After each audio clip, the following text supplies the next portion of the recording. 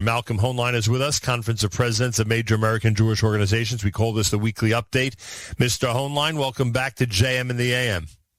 It's still good to be with you.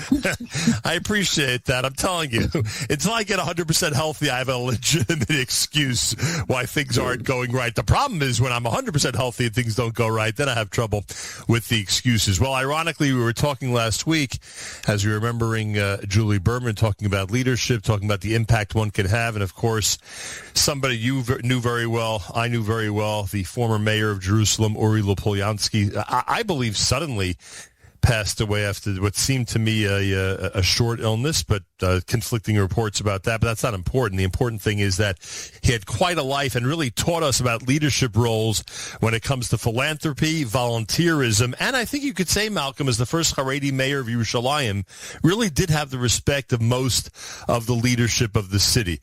Let me know if I'm right. What do you remember about Uri Lopolyansky?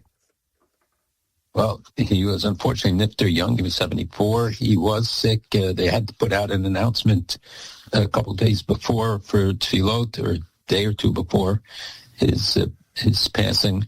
But he was really a remarkable man. His work with Yad Sarah was really noted and celebrated by people across the political spectrum. And as mayor of Yerushalayim, he did reach out to all sectors, and he awarded me the Ne'eman Yerushalayim. He reached out beyond Israel. He was truly a remarkable role model in terms of what Yad Sarah did and does and continues to do for people in Israel. So again, we're losing these really special, very special people, and they're not replaceable. And the volunteerism and the spirit that he promoted through the work of Yad Sarah all over the country is simply remarkable. And again, a lot of achievements, a lot of things to look back on, family and friends to be very proud of. But to say the least, I think that whole attitude of volunteerism, which is prevalent in Israel, we know that, service and public service is very important in Israel, and people of all ages take it seriously. But he took it to a different level, and may his memory be a blessing. Malcolm, what do you think when you heard the news about the United States capture of Maduro? Curious what your feelings are about the entire matter. Well, we don't know the entire matter yet because it's still unfolding. And Maduro was certainly somebody who had violated American law, American sanctions, American procedures against him had been ongoing for a long time. He also certainly violated international law.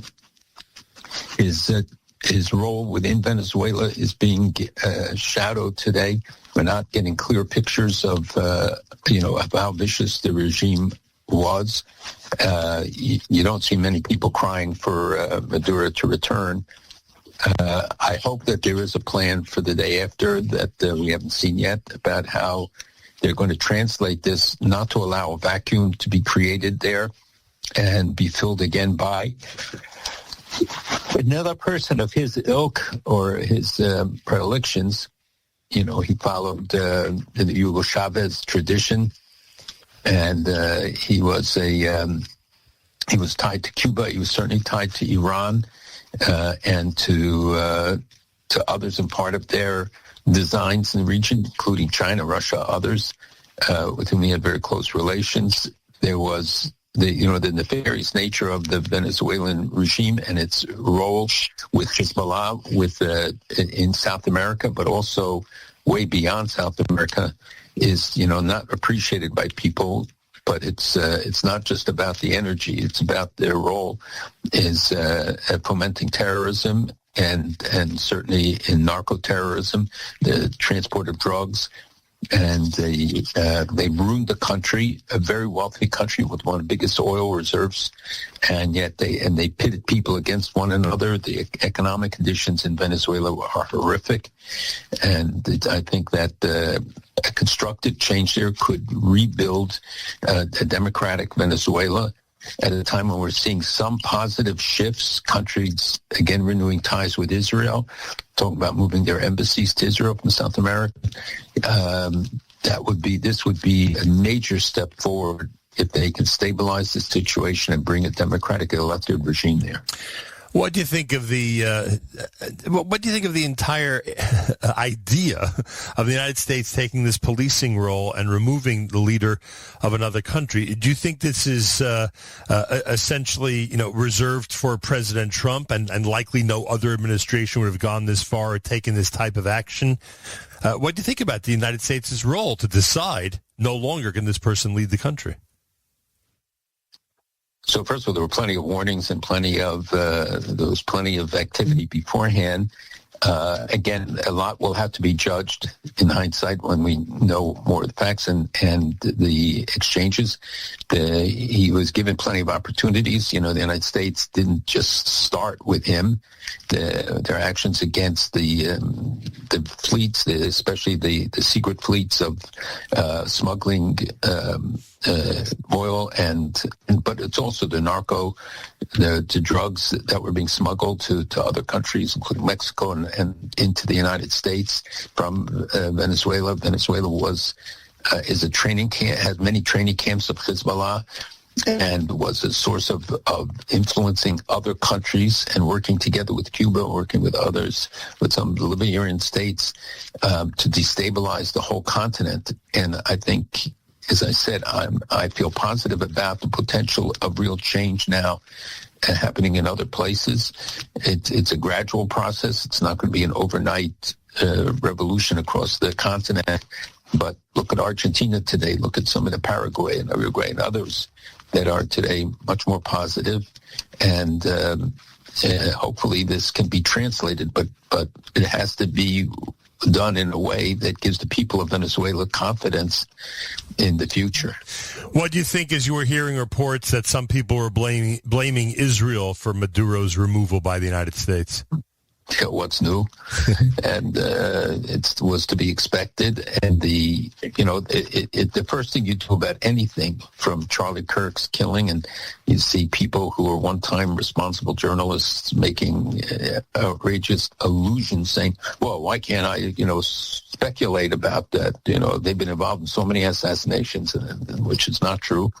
That this automatic blame, Israel blame Zionists. I think when they looked at the action that was taken and the brilliant American military moves, they say, wow, that looks like Israel did it. And so I guess Israel can take pride in that. Israel did not do it. The United States did do it. They do train together. They do have a lot of exchanges, and I think it was executed brilliantly with a loss of life on the American side and minimum loss of life there. And so but this knee-jerk reaction that everything gets blamed on Jews and on Israel, we can dismiss it, we can make light of it, but the fact is that it's reflective of the sickness today that permeates the internet, that permeates our campuses, and is being promoted and promulgated by state actors, not just by non-state actors, and something to be taken very seriously. Do you feel like my parents would have felt that they'd prefer if the judge presiding over the Maduro case was not an Orthodox Jew? So I know Alvin Hellerstein. I've known him for many, many years. He was very active in the KJ community on Soviet Jewry, and I worked with them and with him. I think it's an amazing statement. The guy at 92 can undertake this kind of an assignment and has the confidence of the people to do it. What bothers me is the emphasis on the fact that he was Jewish, an Orthodox Jew. I don't see them telling what other people, judges, religions are when they're being designated for positions. And that's also true of some elected positions this weekend. The constant emphasis on the question I've seen in regard to the city council president, when in fact the leaders of the city council, she's not the first Jew, Sandy Gorelick, I remember, Andy Stein, many others who served, they weren't speakers because of the title. They weren't speakers because they didn't change the title. Right. They were president, right? President that was known as? They were presidents of city council. They were leaders of city council. But but they were Jewish. They were elected. The city council has undergone changes, many not to the better since then, but they changed the titles. So it's true the first one to have the speaker title, but the emphasis on it is troublesome to me because it's the fact that she won by a 51-0 margin, I think is an important statement, especially when we know some of the constituency in the city council. So I think it would be better just to have people identified by their skills and by their capacity. Malcolm, for those of you listening around the world, is referring to the leader, the speaker of the new speaker, Jewish speaker of the New York City Council. In that regard, then, you're probably, I don't know, concerned, or it might irritate you as well when the police commissioner of the city of New York is often identified by her religion. Yeah, it's not so much annoyance. It's that the fact that why single out a person's religious identity. Now, in the case of the police, and especially because of the new mayor, and whether she would, and his positions and policies, whether she was going to stay or not, and she comes from a very prominent family, Jewishly involved family, and she wears a big Magen David, so she's very proud of her Jewishness, and I understand why it happens. And I understand why some people take pride in promoting these things. I just think at a time when things are so sensitive, right, that the sometimes the identification and the singling out is something we shouldn't just applaud. We should think about it. Right. All right, let's go to Iran for a second. Many of us are watching and hearing the reports about and seeing videos of the protests and the unique rebellion, so to speak, that's going on there. We've even heard reports that the leader of Iran is arranging, a contingency plan to get out of the country if necessary. How does one judge, and you've been watching this obviously closely for years, but I'm specifically talking about the last 2-3 weeks, how does one judge if this revolt, if these protests are being effective, and if it really will lead likely to the removal or the exile of the Iranian leader? Like, how does one evaluate when you look at this? How does one evaluate if this is in fact making progress? Well, as you know, that I've been involved with the issue of Iran for decades. I worked very closely with people in Iran, Jews and non-Jews. I've negotiated with the Iranian government over the Iran 13. So I feel very intimately connected and involved, and I speak to people in Iran regularly. We keep up to date on what is happening. Obviously, we have a constituency there that could be 15,000, 20,000 Jews left in Iran. Nobody knows the exact numbers, but according to some recent studies that were done, the number may be higher than what we thought.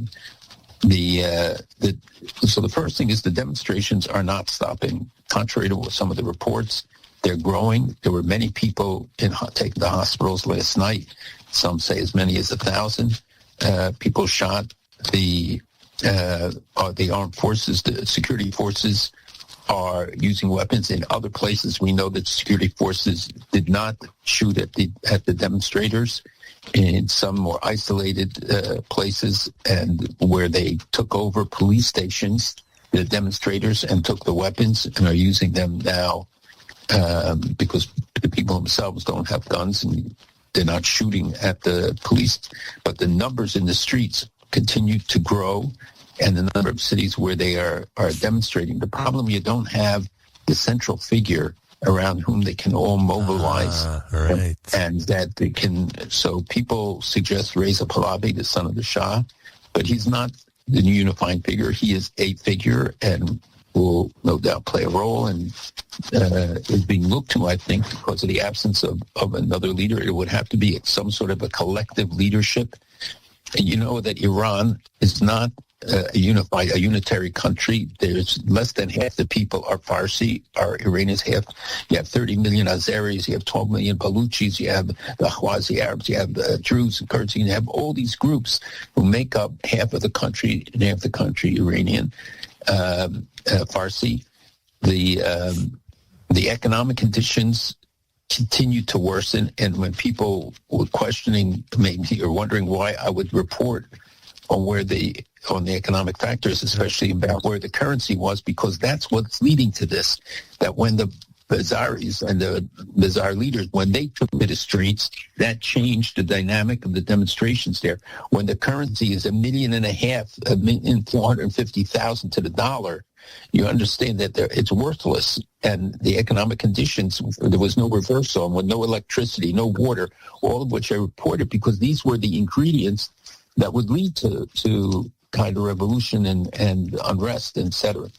So the question is, will the Basij and the other forces, the IRGC, stand up against the people? Will they not? Will they turn their guns on them? The people are still yelling and demonstrating, we will not die for Gaza, we will not die for Lebanon, we will die for Iran. They say that Bibi is in fact the most single popular person in Iran, and they keep calling for Israel to be involved, and Israel has decided to let America take the lead. It's not helpful, I think, for some of the statements from Israeli leaders, because then the government can say, you see, it's an Israeli plot, and there are enough people in Iran who probably believe it. This is not an Israeli plot. This is of domestic origin. It's the frustration of the young people who have been leading up to this, and there was a crackdown. The forces there, again, imposing the dress codes and other codes more strictly. And at a time when literally people don't have water in Tehran, in the capital, and they were talking about moving the capital, if you saw, when many of the leadership, their families have applied to France, England, others for visas to come to leave the country. There are many of the leadership who have children studying here in the United States, which should be a subject of an investigation too, but meaning on the college level, I assume? Yep. And they want to come here. Many of them applied for Venezuelan, thousands and thousands of the leaders applied for Venezuelan citizenship and passports. So they saw the potential of this. They still see the potential of it. I'm sure they're all trying to work on, to assure that they can continue. But they have huge, financial investments and security investments in terms of their futures. But when you see how many of the children of leadership left the country, when you see the brain drain with tens and tens of thousands of the brightest and best of Iranian students, and even hundreds of thousands who have left over the recent years, it's a complete deterioration and breakdown of the society. So you made a lot of really important points, but I think one of the most important ones is that if you don't have a revolutionary leader, if you don't have a figure to rally around, it's really hard to pull off regime change. And if we look at history, I would guess that you're right, that in the majority of cases, there's somebody who takes on the responsibility and attracts people to a movement. Well, they had Khomeini, who was, as you know, coddled in France, held in France.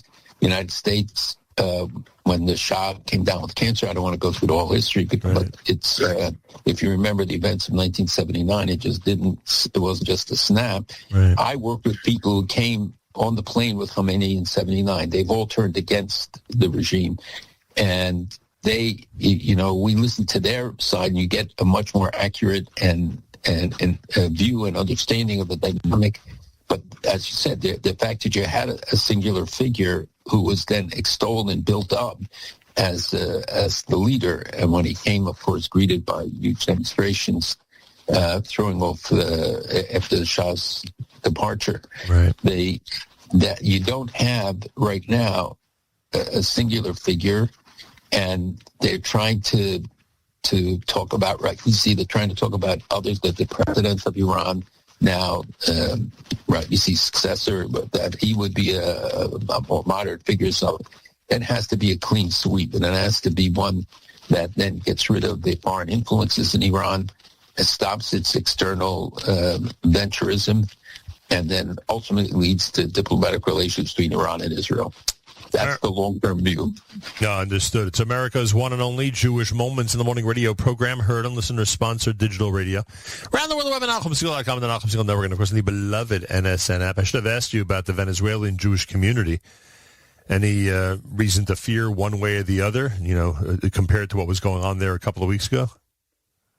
Well, we're always concerned, but it's the general lawlessness that has been a threat to them.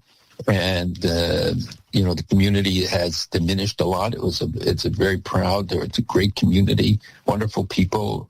But I would say it's greatly diminished. Many of their children live in the United States, Florida and Israel and other places.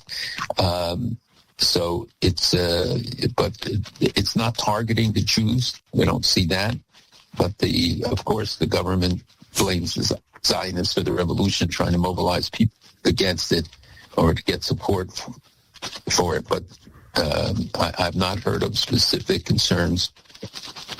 They are impacted as everybody else. There's no food, there's no money, the conditions are terrible. Yeah, and as you said, when there's lawlessness, there's always fear, no question about that. So when we keep hearing about the potential for an Israeli attack on Iran, and there's been rumors all over the internet about the United States cooperating and going in again to Iran for Israel, is this whole Iranian nuclear potential a completely separate topic from the demonstrations and protests going on? I would think if the economy is so weak and leadership is trying desperately to hold on to the people, that the last thing on their mind is to continue to develop a nuclear program. Is it possible that there will be a necessity for some type of U.S. or Israel attack on Iran? Well, first of all, they are moving ahead on the missile program, even more than on the nuclear program, and the missile program represents a danger. We know that the goal is to produce enough that they can rain 1,000 missiles on Israel at one time. They saw what they could do to overwhelm Israel's air defense today with the addition of the laser system. The situation is a little bit better, but still we know how much damage the missiles did, and the fact that they are rebuilding that capacity.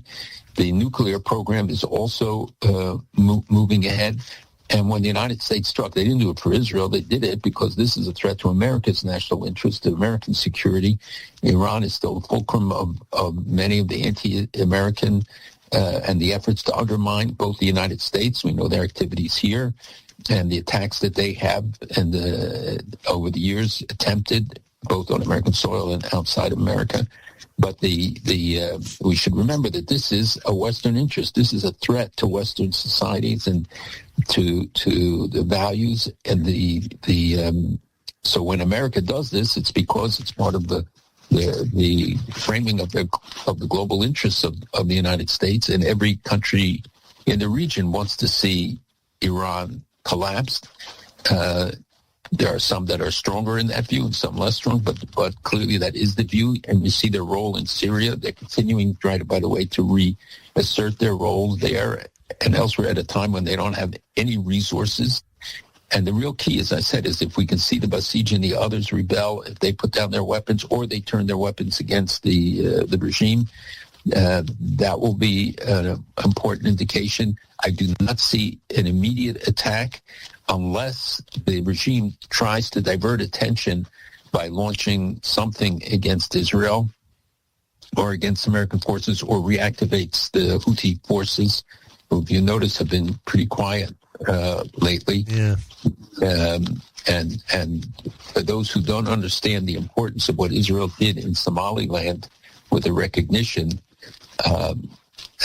just take a look at the map for 1 minute, and you will understand exactly why this is so important. Because Somaliland is an entry point to Bab el-Mandab, to the Straits, and from Somaliland, where there is an Air Force base that could be built up. For Israel to respond to the Houthis, they won't have to send long-range jets. They can send drones because it's right across the Straits, and it puts Israel in a very critical position. And we know that Turkey is trying to build a military base there, and naval bases there. So are others.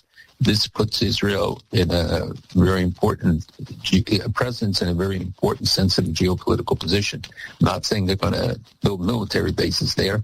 I am saying that it could be strategically a very important relationship. And some people should once in a while just take a look at the map at where all these other, what is happening. And you see the UAE relationship strengthening that they did not, UAE, Morocco, Bahrain did not criticize Israel going to Somaliland.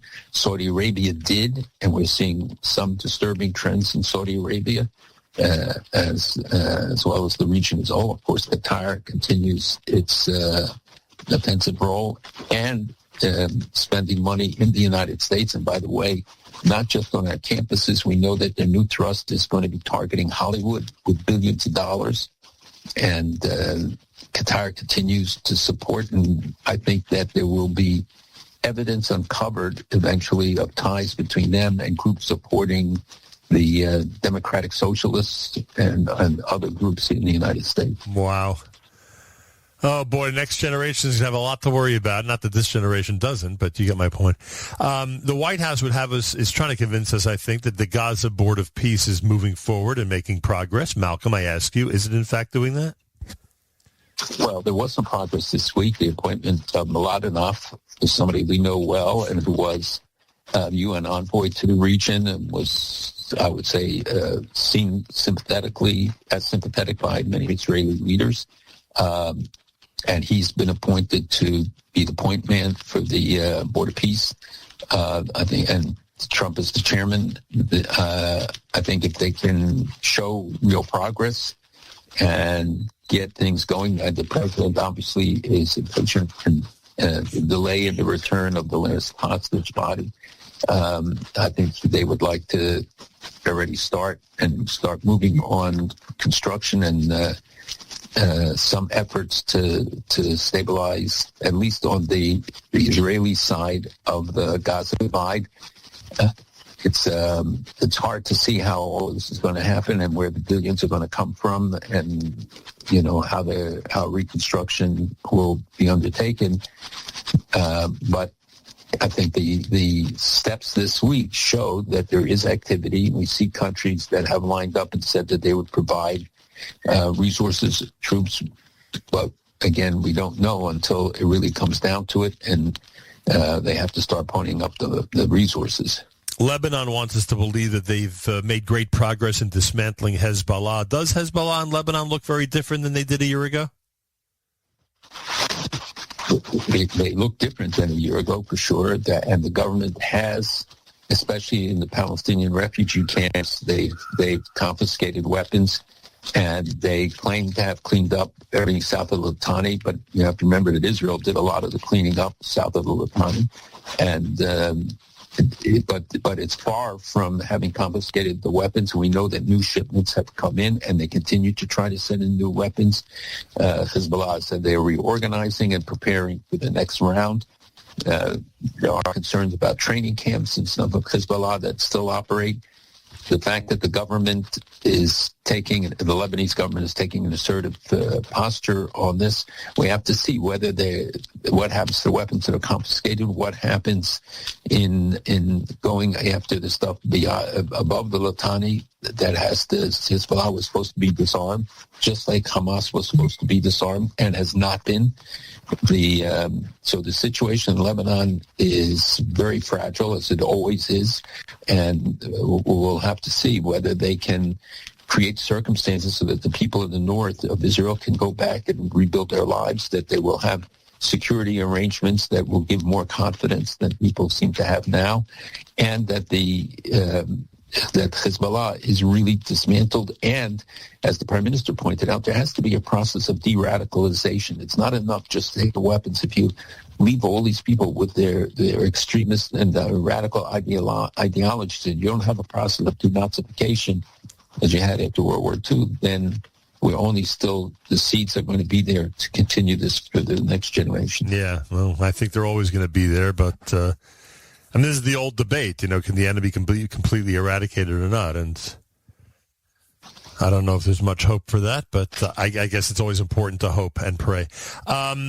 I had an interesting guest this week. Someone from Startup Central joined us from Israel. We're talking about you've mentioned this a million times, the strong economy, thank God, and the tech sector doing very well, even with the 2-year war, et cetera, et cetera. And one of the things he said was he was visited by a representative of a major German energy company that's now investing in Israel technology and establishing an office for themselves in Israel. And I said, do they have an office in the U.S.? And he said, no.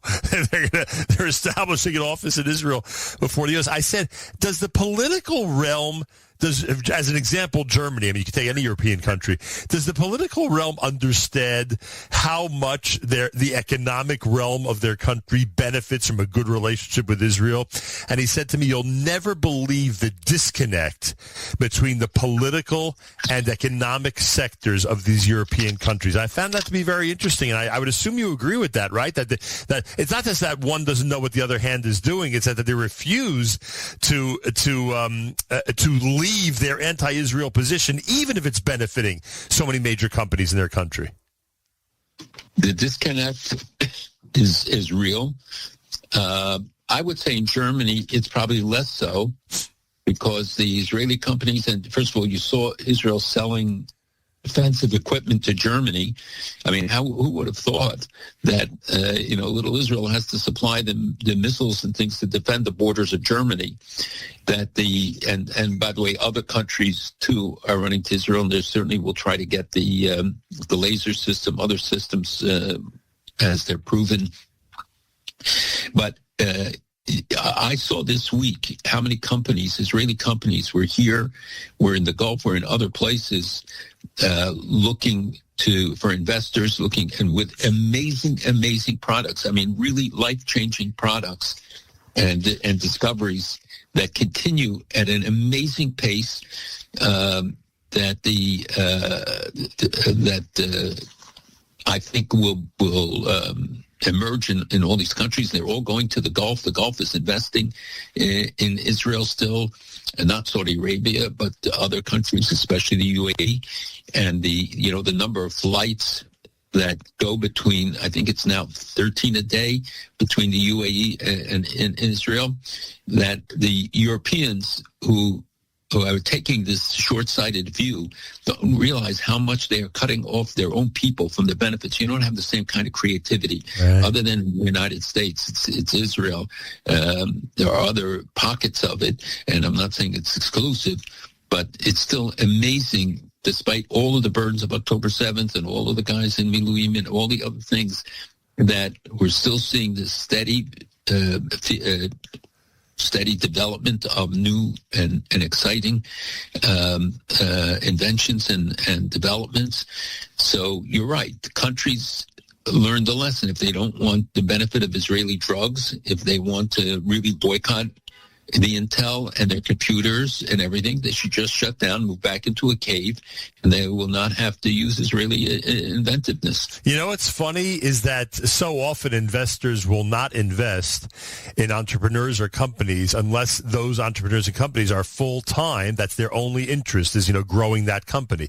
And at the same time, he's describing to us these Zoom calls with soldiers, on the front who are leading these companies, and yet they still decided to invest with them. So it's unbelievable, guys and again, members of the military who have other jobs and other responsibilities during the war, and yet the investors still take them seriously when meeting with them about the future of their company. It's really unbelievable. It's completely against the one's instinct when it comes to investing in somebody.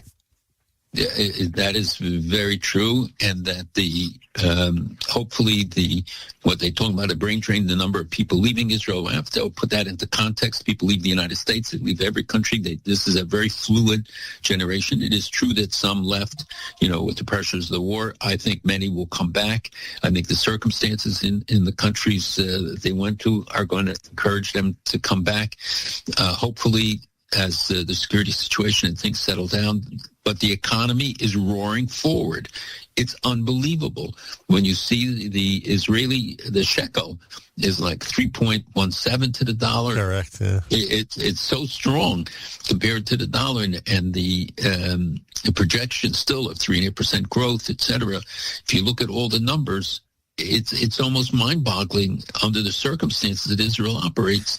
that, as you said, the foreign investment, I'm not going to say it's exactly as it was before, but it's still sustained, and people want to partner with Israel.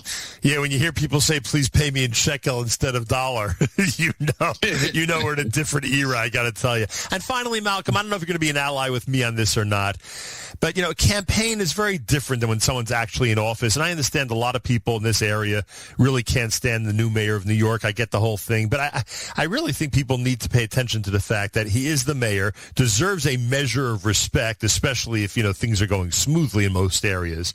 And I just seeing the social media influencers and the people that release videos with these vile statements about him and terrible rhetoric against him, I don't know. It doesn't sit 100% well with me when I, again, think that in our history, when someone already took the official position, they were dealt with very differently. But look at the first actions that he took, and you see that he didn't try to reach out by not wiping out the executive orders that directly impacted the community, including the IRA definition and the laws about the demonstrating near synagogues. Yeah, but there's a respectful way to display displeasure. There's a respectful way to do it. Are you seeing some of the ways people are doing it online? It's outrageous. Well, I don't see the way they do it online as a rule. I try not to do that, but I don't think his treatment has been respectful. I think there were other ways that he could have done it. I think some of the appointments are of real concern. The fact that his first appointment had to quit because she made anti-Semitic comments, and I think that again, time will tell. We'll see if experience moderates the guy and what he really does. But I think the idea of also brushing this all under the rug is the wrong way to do it. I think it's chavdeo v'chajdeo. I think we have to confront the reality, which is what I think you're saying, is that he's there. Right. But it doesn't mean that we put our guard down in any way, and that our community should be doing now the voter registration for next year, because the gubernatorial race will be very critical, and other races, congressional races next year, very critical. It's now the time. We showed this year that we could make more of a difference, and that others are now beginning to understand that it was less than 20% of the Jews that voted for him, and we can make a difference. We see what grassroots mobilizing, which he did, and he had a brilliant campaign, clearly, for somebody who had no policies, no exposure, no nothing, to emerge like this. So I do think that I'm not willing to put aside and to say that we just, try to do this through rose-colored glasses. I think that would be a mistake. We have to work with the administration. We have to protect the interests of the community, make sure security is upheld, make sure that our rights are protected like every other communities are, and that they not adopt policies that will endanger our community interests, relationship with Israel, all these other things that are on our agenda. And it's not something you can take for granted, nor should we take a smile as a policy.